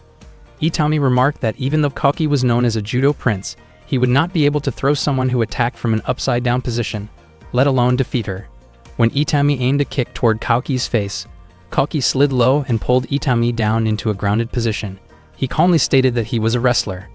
Earlier, Nekami had once asked why Koki always practiced wrestling techniques when he was supposed to be mastering every move in judo. Koki had explained that he enjoyed wrestling because he did not need to worry about accidentally injuring his opponent. Yoka called Koki kind but foolish. In her view, wrestling was useless if he refused to choke his opponent, and it was harmless only because Kalki expected his opponent to give up on their own. Yoka made it clear that neither she nor Itami would ever surrender to anyone. At that moment, Itami grabbed Kalki with tremendous strength. Yoka then revealed that Itami, with her abnormal abilities, had been modified into something like a mechanical human. Itami's strength was extraordinary, enough to lift Kalki's body off the ground. Koki wondered how she could possibly be that strong. Yoka explained that, as the supervisor of the Flask plan, her role had been to modify the human body from the muscles and bone structure to the nerves, breathing, and even digestion. Yoka had left her mark on Itami's body through those modifications. Filled with energy, Itami leaped back up to the ceiling and prepared herself to continue the fight. Koki calmly readied himself as well. Itami began with a powerful descending kick from the ceiling aimed directly at Kalki. The impact shattered the floor beneath them, causing both of them to fall to the level below. Yoka praised Itami's skill for breaking through the floor while maintaining her balance. That moment reminded her of the first time she met Itami when she was still in middle school. Itami had been one of the students in Class 13 at Hakoniwa High School and a member of the Group of 13, but she had not been born with any abnormal ability. Her height and weight were average, her test scores were always right in the middle of the class rankings, and her physical agility score was far below the national average. Itami had truly been an ordinary girl. She believed that everything in her life was ordinary, including her school uniform, her friends, her lunch breaks, her first love, and even her heartbreak. She concluded that her life achievements were nothing more than average. However, in her third year of middle school, she was transferred to an all-girls school because of her father's job. There, she was forced to reconsider her understanding of her own life after meeting Yoka, who at the time was known as the most mistreated student in the school. The way Yoka had been treated was deeply pitiful. The harsh words thrown at him were, in truth, desperate pleas from frightened victims. That fear allowed him to control the school from the shadows. Itami approached Yoka and asked him to create chaos for her. Yoka admitted that Itami was actually a normal girl, but her strange attraction to abnormal things had made her abnormal as well. Soon after, Kalki and Yoka reached the lower floor. Kalki wondered aloud if the place was an operating room. Yoka explained that basement level 4 was the space where he carried out his modifications. Not long after, Itami appeared before them. The momentum of her body had carried her all the way down to basement level 6. She immediately attacked Kalki, but he easily caught her leg and snapped it. Itami cried out in pain. Yoka called Kalki a calf breaker and asked if Kalki enjoyed wrestling, since that kind of move had long been banned in judo. He realized that Kalki must have been trained by the trickster Nekomi. Yoka criticized Kalki's action as unnecessarily harsh. He wondered why Kalki had not aimed for her joints after hearing that Itami was a mechanical human, especially since Kalki had always been known as a destroyer. Kalki responded that he had changed. In the past, he felt relief after breaking someone down, but now the act only made him feel sick. Kalki then asked Yoka to heal Itami immediately. Yoka said he would not allow Kalki to insult his friend like that. Kalki became confused by those words. Suddenly, Itami appeared behind Kalki and knocked him to the ground, leaving him in pain. Yoka explained that Itami was a mechanical human and only needed about 10 seconds to recover after a broken bone. Kalki was shocked to hear that. Even Medaka possessed extraordinary recovery abilities, yet Itami's case was entirely different. Kalki realized that neither his destructive techniques nor ordinary attacks would be effective against her. Itami asked Yoka if she should continue her assault. Yoka told her it was unnecessary. He concluded that Kalki, a product of Medaka, was no match for Itami, a product of his own work. He described the situation as a disappointing end to the research. Suddenly, Maguro appeared and disrupted the moment in a mischievous way, asking Yoka not to rush to conclusions. In his view, experiments done in haste would only end up as failures. Kalki was surprised to see Maguro there. Seeing Yoka treated that way, Itami immediately kicked Maguro away. Maguro realized that Itami must have been upset by his rude behavior. Kalki asked whether Maguro had come to rescue him. Maguro laughed and said that Kalki's friends trusted him so much that they had left him behind and continued down to basement level 4. At the time, Maguro had split off to explore the floor and happened to run into them there. Kalki felt that although his friends trusted him, it still sounded cruel to be left on his own like that. Yoka doubted that Maguro's arrival was purely by chance. He believed Maguro must have grown curious after seeing the strange creatures on basement level 3 and wanted to learn about Yoka, who had replaced him. That curiosity likely brought Maguro there alone. Maguro tied his hair back and claimed that Yoka had misunderstood him. He jokingly described himself as someone drawn to trouble wherever it appeared. Yoka replied dryly that trouble seemed to appear everywhere anyway. Maguro openly admitted that he was a shameless pervert who would show up anywhere girls happened to be. Koki told him that Yoka and Itami were not ordinary girls. Maguro only smiled and said he was not an ordinary pervert either. He did not care whether the girls were normal or not, because he claimed he would take 4 things from every girl he met: their attention, their undergarments, and their hearts. He introduced himself as the self-proclaimed pervert who served as the caretaker of the school's old building. Itami quietly asked Yoka what they should do, because Maguro was honestly disgusting. Yoka replied that she felt oddly honored to meet him, but she had not expected him to speak of Medaka in such a strange way. Maguro did not deny it, but he clarified that his words were being misunderstood. He explained that he viewed all girls on the planet as his little sisters, and even considered boys from grade school as younger brothers. Suddenly, Yoka casually remarked that she did not wear a bra because she found it troublesome, joking that she simply relied on her hands for support. Maguro nearly fainted from shock at her comment. Yoka realized that Maguro had once been her predecessor as a flask plan supervisor, and the one category she could never surpass him in was age. Maguro commented that Yoka seemed to have become a very reliable supervisor. Maguro said he wanted to see just how capable Yoka really was. If she turned out to be inferior to him, she would have to prove her earlier statement. Without hesitation, Yoka accepted the challenge. If Maguro proved superior, she would have to demonstrate that she truly meant what she said. Maguro suggested starting the contest, but unexpectedly asked Koki to take part instead. Koki wondered why Maguro himself was not participating. Maguro calmly explained that physical activity was not his specialty. Without warning, Itami rushed at Koki. She was determined to defeat him in this match. She quickly locked her legs around Koki's head, choosing a grappling technique to overpower him. Koki was surprised to realize that Itami understood advanced holds, something he had never expected from her energetic personality. Yoka commented that once Itami wrapped her legs around Koki's neck, he would lose consciousness in seconds. Maguro watched in amazement at Yoka's confidence. At one point, Maguro awkwardly began removing his trousers out of embarrassment, believing he had misunderstood the rules. Itami scolded him, pointing out that he had gotten the rules completely wrong. Her distraction caused her to loosen her hold on Koki. Koki took advantage of the moment, noting that Maguro had successfully drawn attention in an inappropriate way. He swiftly shifted into a counterhold, applying pressure to Itami's arm and torso. Yoka was impressed by Koki's skill. Itami cried out in pain as Koki maintained the hold. Yoka hoped that the sound she heard was not a joint being forced too far. Koki mentioned that natural healing could not fix certain types of injuries instantly, and although he did not like hurting her, he had little choice. Yoka was surprised to see that Koki seemed worried about an opponent he had just overpowered, and she quietly remarked that he was kind. Maguro pointed out that Yoka should probably show more concern for Itami instead, since Itami was her friend. Yoka simply laughed. To everyone's surprise, Itami stood up again moments later as if nothing had happened. Koki could hardly believe how quickly she had recovered. Yoka explained that she never worried about Itami because she knew just how incredibly tough her friend was. Maguro speculated that Yoka must have pushed Itami's body far beyond normal limits before, almost as if treating her like a durable practice dummy. Unexpectedly, Yoka removed her skirt to provoke Maguro further. Koki was startled, and even Itami questioned why Yoka had started with her skirt. Yoka calmly stated that age was the only category in which Maguro surpassed her. Seeing this, Koki realized that Yoka was far more competitive than she appeared. She acted indifferent, but her rivalry with Maguro clearly went deeper than just the matter of being his successor. Maguro joked that Yoka's words had awakened the masochistic side he thought he had left behind. He teased her for provoking someone who had already retired. Maguro then told Koki that since he seemed capable of choosing between causing damage and holding back, he would leave that choice entirely in Koki's hands. At that moment, Yoka immediately ordered Itami to attack Koki again. Itami rushed forward and shoved him. Koki was confident he would not lose, but he was surprised by how strong and resilient Itami's limbs were and how quickly she recovered each time. Koki found Maguro's earlier advice confusing. He was also distracted by Itami's loud reactions whenever he forced her into another hold. He realized that, as someone with unusual physical traits, Itami should have been able to ignore pain signals if she wanted to.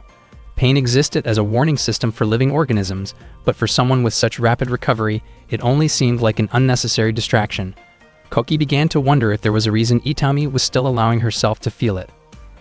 Koki then applied a 4-direction horizontal hold on Itami, a combined technique of grappling and locking known as a clamp. Itami doubted that Koki could break free using that method. Koki explained that the goal was never to overpower Itami, but to wear her down. When Itami cried out loudly, Koki became even more certain that his analysis was correct. The modifications made to Itami's body consumed energy at a much faster rate, which was why her pain receptors were left active, or possibly even heightened, to signal when her energy was running low. According to Kalki, Itami's true weakness was exhaustion. He compared her not to a Kamen Rider, but to an Ultraman, someone who could only function at peak strength for a very limited time. That was why Kalki chose to defeat her with a clamp, rather than with complex grappling and locking techniques that might allow her to endure longer. The extraordinary strength in Itami's arms and legs became useless against the four-direction horizontal hold, which was specifically designed to counter that kind of power. At that moment, Yoka realized that Itami was highly inefficient, capable of using her full strength for only about 3 minutes. That limitation was the reason Shigusa considered her weak. Yoka could not understand how Kalki managed to deduce that simply from observing Itami's broken arm. Maguro remarked that hiding a weakness from someone perceptive was always a mistake. Yoka started to remove her outer garment, but Maguro stopped her, saying that he was more interested in what was hidden behind the bandages on her face. Itami asked Yoka not to do it, and not to worry about her, because she only cared about her friend's safety. Slowly, Yoka began unwrapping the bandages from her face. She admitted that she felt happy hearing Itami speak to her at a time when everyone else avoided her. Maguro commented that it seemed as if the real match had only just begun. Everyone was stunned when they saw Yoka's face. Even Itami had never seen it before. Koki was surprised as well, remembering that Yoka had never once shown her face during 11th grade. Yoka disliked showing her face because people would stare at her, and she felt that the attention was overwhelming and embarrassing. From what she had seen before, Itami had already guessed the truth. Yoka's face was undeniably beautiful, and Itami wondered why she would hide it. Koki was surprised by how eager Maguro seemed to be for Yoka to remove the bandages. For a moment, Yoka reminded Koki of someone else. Maguro then looked at Yoka and calmly told her to put her skirt back on, reminding her that she should dress comfortably. Yoka was confused, since Maguro had been the one encouraging her to remove it earlier. She remarked that if Maguro wanted her to put it back on, then he should also fix his own clothing. Koki was surprised that Maguro actually listened to Yoka's words, as he had expected Maguro to continue provoking her. Koki became convinced that there was something unusual about Yoka's face. Yoka wondered why Maguro had stepped back. She suspected that he might be the type of person who felt dissatisfied after winning a game, someone who cared more about the process than the outcome. She then asked Koki to release Itami. Yoka admitted her defeat and offered to hand over the data for the flask plan. Koki immediately let Itami go, and Itami quickly apologized to Yoka. Yoka did not hold it against her. Yoka then asked Koki and Maguro to find their friends and move to the next floor. Maguro suspected that Yoka was about to run away and hinted that he knew her real name. Yoka was visibly startled by that remark. Meanwhile, on the 4th floor, Medaka, Mokana, and Zankichi were looking around the room. Medaka wondered where Maguro was at that moment. When Mokana asked about Yoka, Maguro's expression suddenly turned pale. Medaka knew that Yoka had once been in 11th grade before suddenly transferring to 13th grade. Mokana suspected that unusual people like Yoka might be involved in the flask plan. Medaka admitted that she did not know much about Yoka, but she felt that her older brother's ideas often seemed unreasonable. Mokana believed that it could not be easy for Medaka to have an overprotective older brother like Maguro. Momomichi and Satsu were like older brothers to Mokana, but they were not as extreme as Maguro. Medaka acknowledged that Maguro could indeed be troublesome, as he poured all his affection into his 2 younger sisters. The Kurakami family was known as one of the most powerful families in Japan, and its children were well known. Medaka had shown signs of brilliance from a young age. Maguro was widely recognized for his intense devotion to his younger sister. However, not many people knew about the second child of the Kurakami family, Kujira, who at that time went by the name Yoka. It was not because she lacked remarkable traits like Maguro and Medaka. In fact, she diverged from them in a very different way, as shown by her experiments in studying the human body. In the field of biology, Yoka even surpassed Medaka. Zankichi himself did not know much about Yoka because she chose to avoid contact with other people. She never attended school and rarely left the house. She spent most of her time sitting at her desk. Yoka's most unusual trait was her level of self-control. She deliberately distanced herself from anything enjoyable and from anything that could bring happiness into her life. For Yoka, having fun meant taking it easy, feeling happy meant doing nothing, and laughing also meant doing nothing. She kept her food intake to the bare minimum and drank only plain water. She did not play games because all her time was spent studying, and she slept only 3 hours a day. Yoka's lifestyle went far beyond simple frugality and turned into a form of self-denial. Her favorite saying was that the greatest things only come from hell, and she followed that belief like a personal creed. To her, being born with wealth, talent, and privilege had no value at all, because she felt that her own good fortune had only brought harm to herself. Yuka believed that nothing meaningful could come from happiness. She thought that in order to live properly, she had to make her life more painful and experience something like hell. In her view, her luck and talent would only end up eating away at her soul. Medaka respected Yuka for her endurance, while Maguro loved both of his younger sisters equally. However, Yuka felt that their love was unnecessary. On her 11th birthday, Yuka left home for the first time and never returned. She left behind a message saying that she would rather be gone than live a happy life. It had been 6 years since Maguro last saw his younger sister.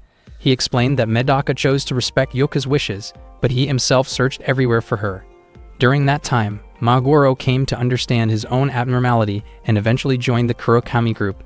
He shared that he came to Hakoniwa Academy and took part in the Flask Plan project because he hoped it would help him find Yuka. To him, the laboratory was the best source of information about people with abnormal abilities. In truth, Maguro never really cared about the limits of humanity. His only concern had always been his younger sisters. Maguro was completely shocked to discover that Yuka was now a new 11th grade student. Kalki was just as surprised when he heard this.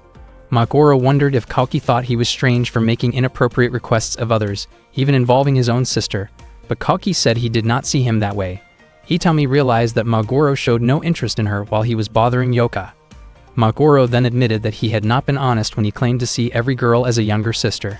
The only sisters he truly had were Medaka and Kujira, who at that time was known as Yuka. He confessed that he had been thinking about the two of them constantly for the past 6 years. Maguro asked Yuka to turn around and show her gentle face, because he believed she still had the ability to be happy. Yuka was deeply moved and hugged Maguro tightly, and he returned the embrace. Unexpectedly, Yuka injected a substance into Maguro's body. She explained that she had removed those painful memories from herself and considered her life to have begun 6 years ago. Since then, she had lived in a way that felt like hell, with no room for happiness, just as she wanted. She insisted that she did not need a family. Maguro felt confused about what Yuka had injected into him, as he found himself unable to move and his vision became blurry. Yuka firmly stated that she did not need anyone to give her happiness. She admitted that seeing Maguro made her uncomfortable to the point that she wanted to hide her face. Koki asked what Yuka had injected into Maguro, but she refused to answer. Yuka claimed that removing Maguro from her life would only make her even more unhappy, and from that state she believed she could create even greater abnormal individuals. However, she changed her mind and decided to continue with the Flask Plan. Suddenly, Medaka broke through the wall and entered the room after hearing someone mention the beautiful name Kurokami Kujira. When she saw Yuka standing there, Medaka addressed her as her older sister. Medaka ran into Yuka and addressed her as an older sister.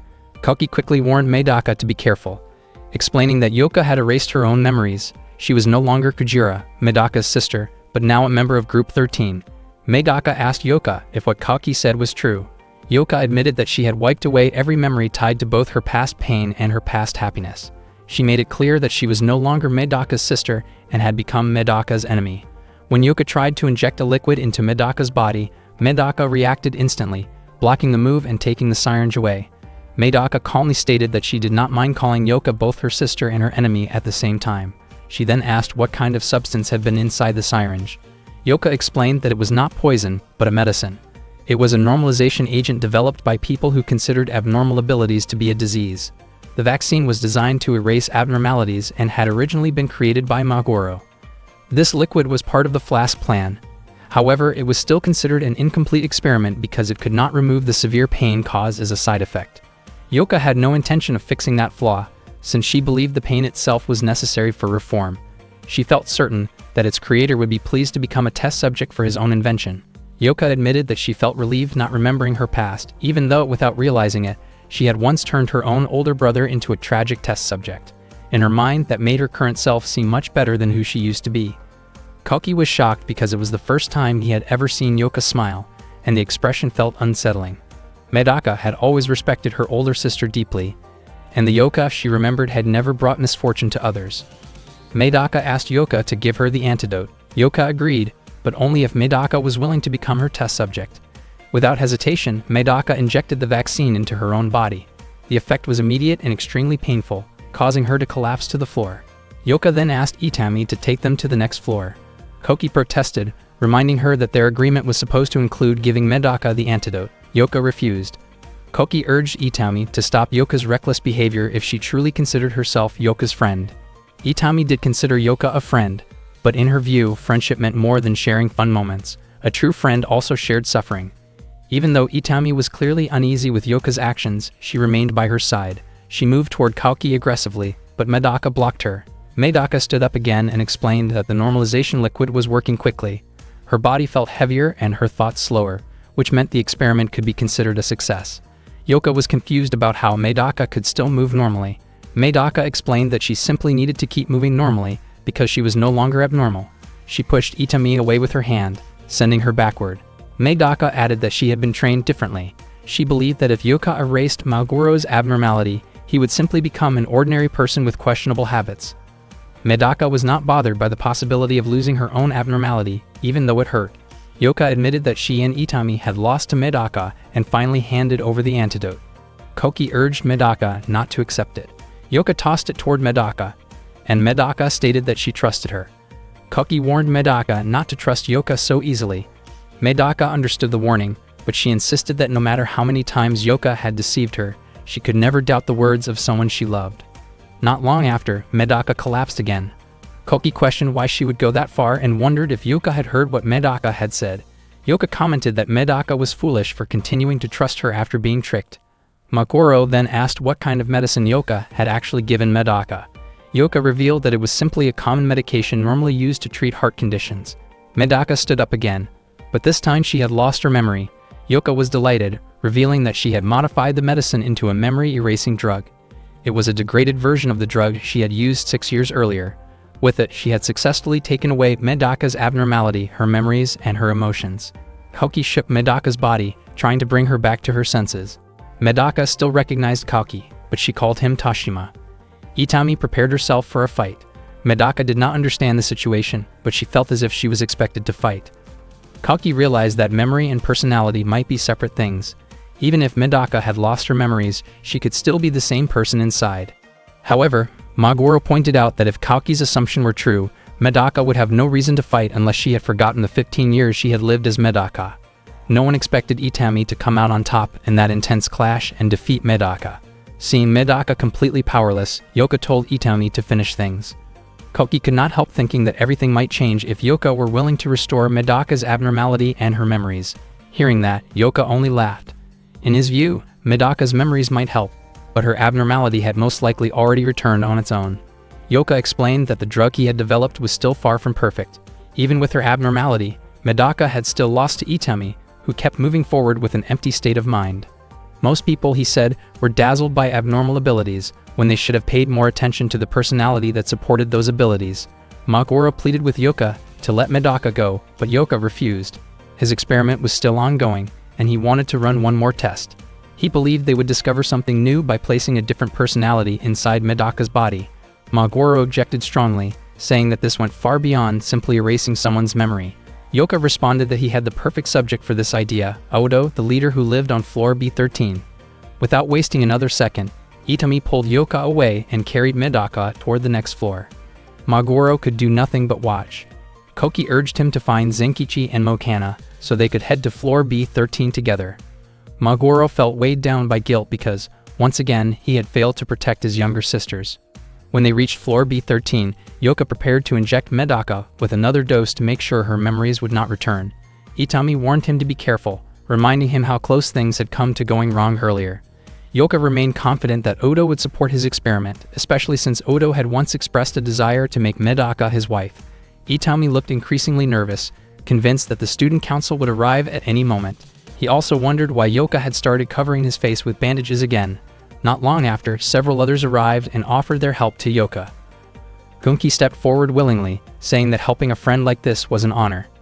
The others included Otomaya, known by the codename Free World, Hamaya with the codename Love, Yutori with Trick or Treatment, Yamane with Star Master, and Shoko with Dental Shoes. Yoka was surprised that they showed interest in the chaos. From his perspective, their involvement would buy him even more time. Elsewhere, Zenkichi suggested that they escape from the laboratory. Koki grew frustrated hearing that. Zenkichi clarified that he was only trying to prioritize what mattered most. Koki felt disappointed, but Zenkichi urged him to be realistic. He believed it was impossible to risk everything just to rescue Medaka.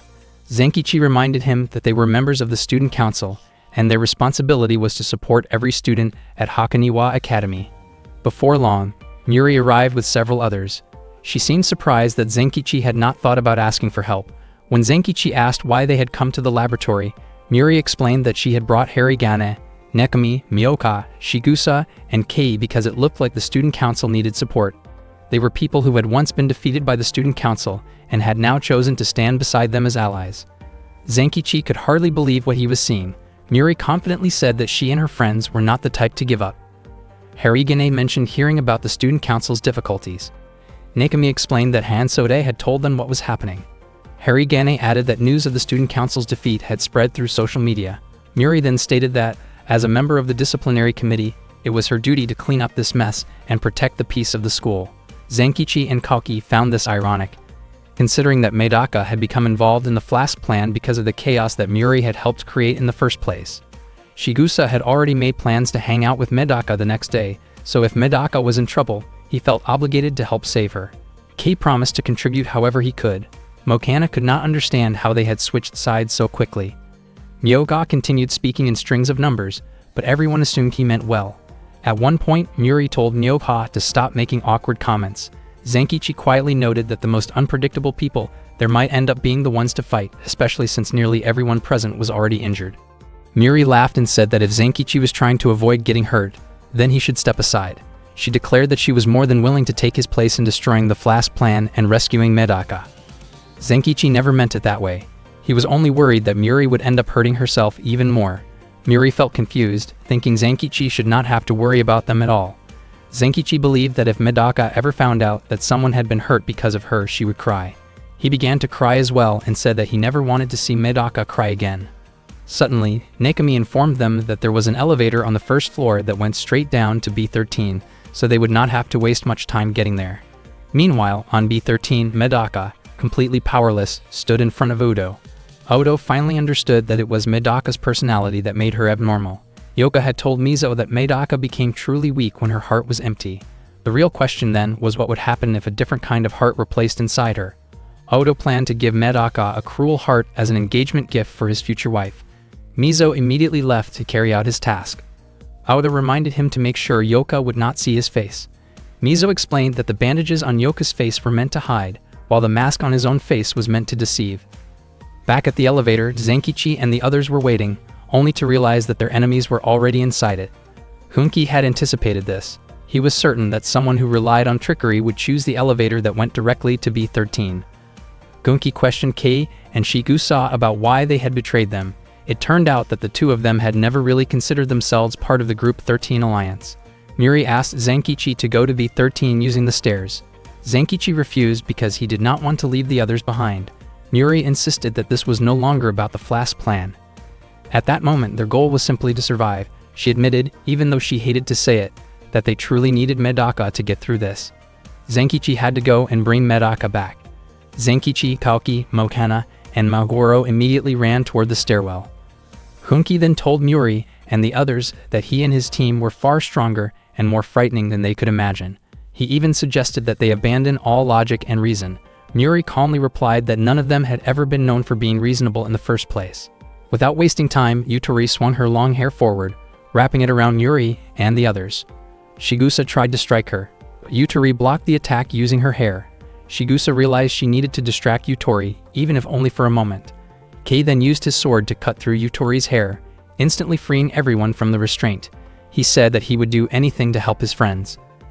Kei quickly began firing his gun at their opponents, but to his surprise, all the bullets were stopped by Soko. Miyoka arrived, swinging an iron ball, but Yamami intercepted it and heated it up. Soon after, Harigane rushed in to attack, but her strike passed right through Otome's body.